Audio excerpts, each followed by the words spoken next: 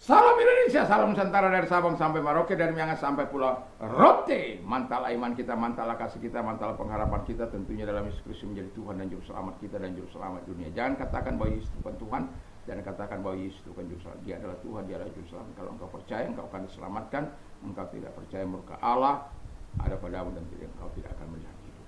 Dan juga Yesus sudah berkata dalam Yohanes 14 ayat, karena akulah jalan dan kebenaran dan hidup, tiada seorang sampai kepada Allah kalau tidak melalui aku.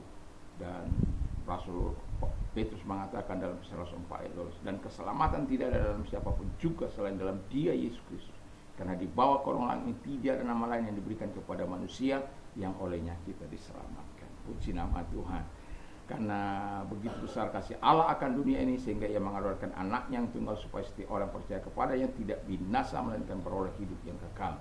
Kisah Rasul dalam Yohanes 3 ayat 16 dan juga Roma 10 ayat 9 dan 10, dengan hati percaya engkau dibenarkan, dengan mulut mengaku engkau diselamatkan.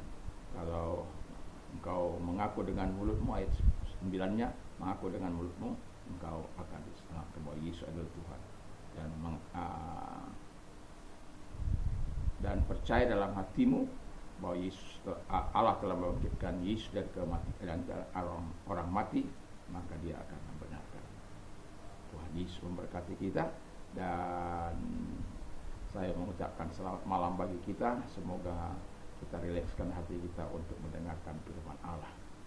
Dan doa dan harapan saya, kekuatan Tuhan, kekuatan firman, kekuatan Roh Kudus, kekuatan iman akan terus menyertai kehidupan kita. Puji nama Tuhan, kita akan berdoa. Terima kasih Tuhan bahwa kami dibenarkan oleh darah Yesus Kristus. Kami bersyukur dalam nama Yesus. Amin. Saya akan membacakan Roma 5 ayat 8, 9, 10 dan 11. Akan tetapi Allah telah menunjukkan kasih-Nya kepada kita oleh karena Kristus telah mati untuk kita ketika kita masih berdosa. Lebih-lebih karena kita sekarang telah dibenarkan oleh darah-Nya, kita pasti akan diselamatkan dari murka Allah. Sebab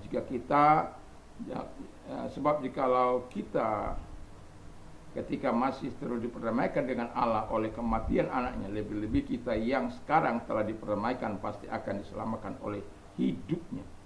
Dan bukan hanya itu saja, kita malah bermegah dalam Allah Yesus Kristus Tuhan kita, sebab oleh Dia kita telah menerima pendamaian. Haleluya. Puji Tuhan, tema kita adalah dibenarkan oleh darah Kristus. Dari ayat 9 saya mengambil judul itu. Jadi kita dibenarkan oleh darah Kristus. Dan ketika kita telah dibenarkan oleh darah Yesus Kristus, tadi pagi saya mengatakan Allah membenarkan kita. Ini kita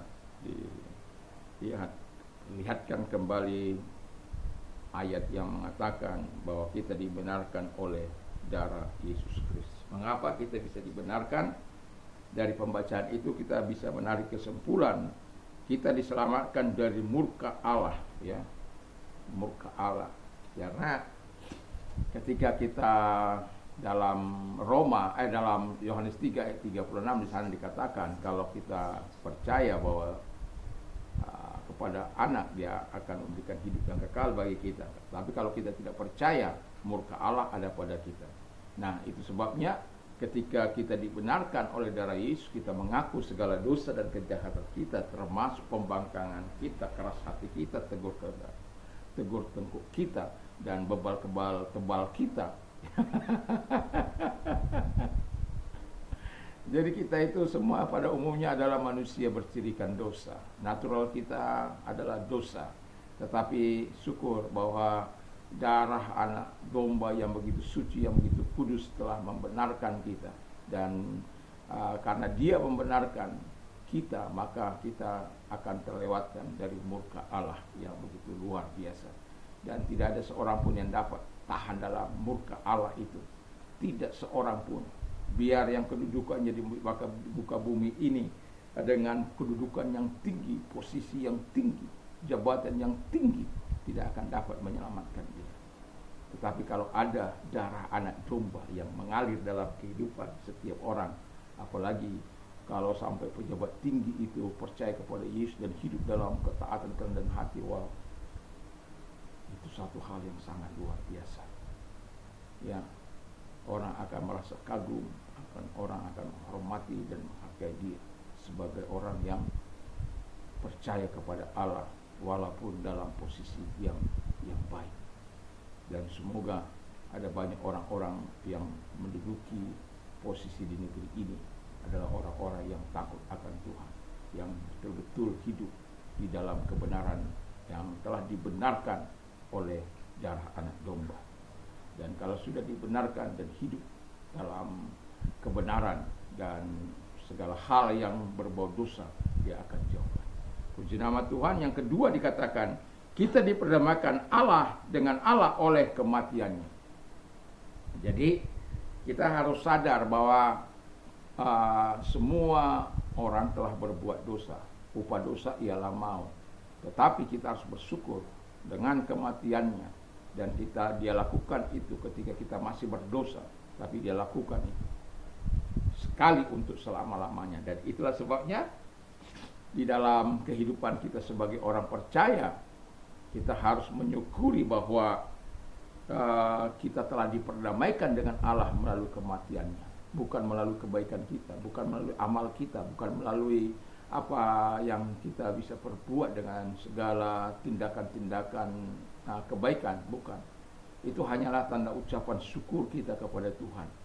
Perbuatan-perbuatan baik, hal-hal yang kita mungkin donasikan kepada sesuatu, itu hanyalah tanda ucapan syukur kita. Tapi kalau kita mau dibenarkan, itu bukan karena itu, tapi kita dibenarkan oleh Allah melalui kematian Yesus Kristus, yang darahnya itu menyucikan segala kejahatan yang telah pernah kita lakukan. Yang ketiga dikatakan kita bermegah dalam Allah oleh Yesus Kristus, ayat yang ke-11. Wow, ini sesuatu yang sangat luar biasa. Jadi kita bermegah dalam Yesus Kristus. Ada orang bermegah dalam kekayaannya, dalam jabatannya, dalam pangkatnya, dalam reputasinya yang baik dan lain sebagainya. Bangga, bermegah dengan semuanya apa yang dia miliki. Tidak salah selama itu kebanggaanmu kau taruh di bawah salib Kristus Yesus. Artinya ketika engkau melakukan itu, kita sadar bahwa semua pencapaian yang kita alami itu hanyalah karena anugerah daripada Tuhan. Dan segala hormat, pujian,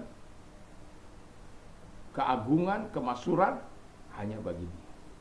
Dan itu sebabnya Yesus mengatakan kita bermegah dalam Allah oleh Yesus Kristus. Jadi tidak ada kebanggaan yang dapat kita banggakan dari hidup ini. Tingkah laku kita juga tidak, perbuatan kita juga tidak. Tetapi oleh karena kita sudah diperdamaikan dengan Allah, itu yang membuat kita bisa bermegah. Karena apa? Segala dosa-dosa kita sudah diampuni. Segala dosa dan kejahatan kita sudah diampuni.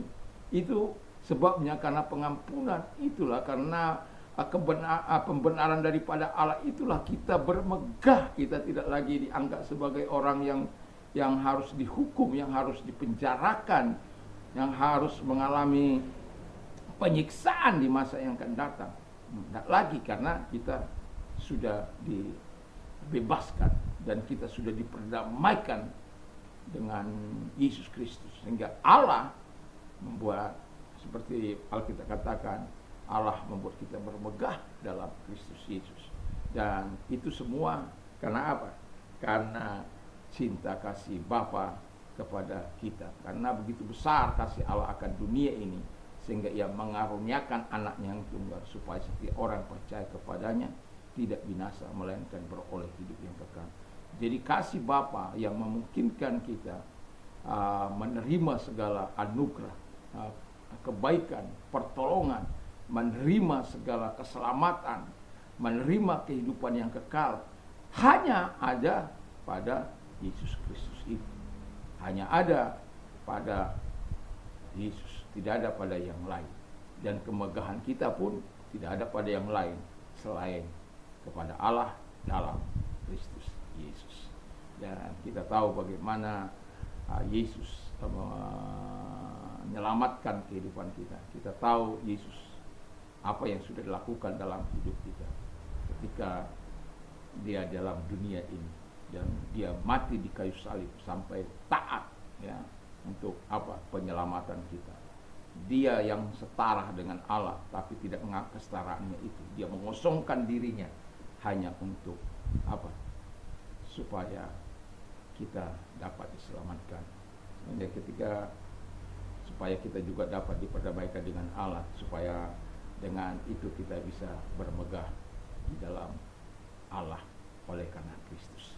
Semoga kita yang orang yang dibenarkan oleh darah Yesus Kristus menghargai setiap perbuatan Yesus yang sudah kita nikmati dan kita alami dalam hidup ini. Mari kita tunduk kepala, kita berdoa.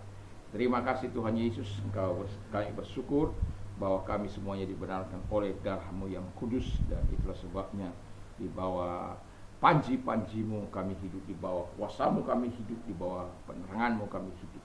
Terima kasih, dan di bawah kuasa firman-Mu kami hidup. Dan biarkan Roh Kudus akan terus menuntun kami kepada kebenaran-kebenaran yang sejati itu. Terima kasih Bapa di surga, dan kami juga mau berdoa kepada engkau yang sakit, apapun sakit penyakitmu, Yesus siap untuk menolong engkau.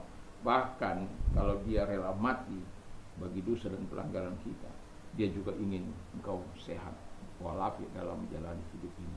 Kalau engkau orang yang sedang membutuhkan pertolongan, angkat kedua belah tanganmu, percaya pada Tuhan, kita berdoa. Terima kasih Tuhan Bapa di surga, segala sakit penyakit yang mereka derita, kami perintahkan dalam nama keluar, dan oleh biru-biru Yesus engkau sembuh, oleh kuasanya engkau sembuh, oleh jamahan Tuhan Yesus engkau sembuh. Terima kasih, kami bersyukur buat pertolongan-Mu, buat kesembuhan-Mu yang Kau berikan. Dan kalau engkau sudah mengalami masa-masa sulit dalam hidupmu, jangan menyerah, tapi bertekunlah dalam Tuhan dan datang kepada Tuhan, karena Dia yang memberikan kelegaan. Kalau engkau orangnya, angkat kedua belah tangan, kita berdoa. Terima kasih Tuhan Yesus, kiranya Tuhan menolong setiap mereka yang mengangkat tangan, menadakan tangan kepada-Mu. Pertolongan-Mu pasti datang kepada mereka, kebaikan-Mu pasti datang kepada mereka, di dalam nama Yesus Kristus. Kami bersyukur, terima kasih buat pertolongan, terima kasih buat kebaikan-Mu, sehingga setiap kami boleh berkata bahwa semua hal kami dapat lewati oleh karena pertolongan Tuhan. Dalam nama Yesus, haleluya, amin. Puji nama Tuhan, Tuhan Yesus memberkati kita semuanya. Mantap, mantap, mantap. Selamat malam, selamat beristirahat, dan jangan lupa untuk membaca firman Allah, berdoa, dan memperkatakan firman Allah dalam nama Tuhan Yesus Kristus. Tuhan memberkati kita. Amin.